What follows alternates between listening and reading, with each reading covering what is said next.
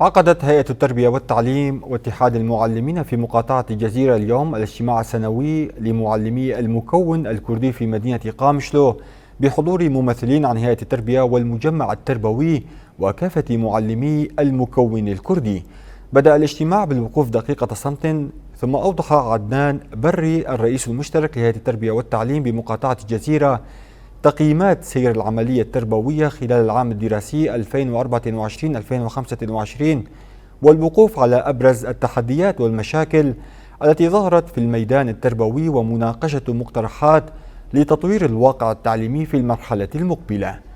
يأتي هذا اللقاء ضمن سلسلة الاجتماعات الهادفة إلى رفع جودة التعليم وتعزيز التواصل المباشر مع المعلمين بما يسهم في تطوير العملية التربوية والارتقاء بمستوى الأداء في المدارس.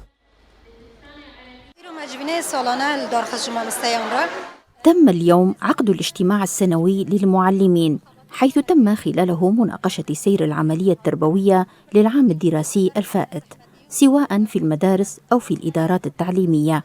وقد تم استعراض المشاكل والصعوبات التي واجهها المعلمون خلال العام، بالإضافة إلى تسليط الضوء على الإيجابيات والإنجازات التي تحققت. وأكد الاجتماع على أهمية أخذ المشاكل المطروحة بعين الاعتبار والعمل على تلافيها في الأعوام القادمة، والسعي لتطوير العملية التعليمية بشكل مستمر وتحسين أداء المعلمين والطلاب على حد سواء.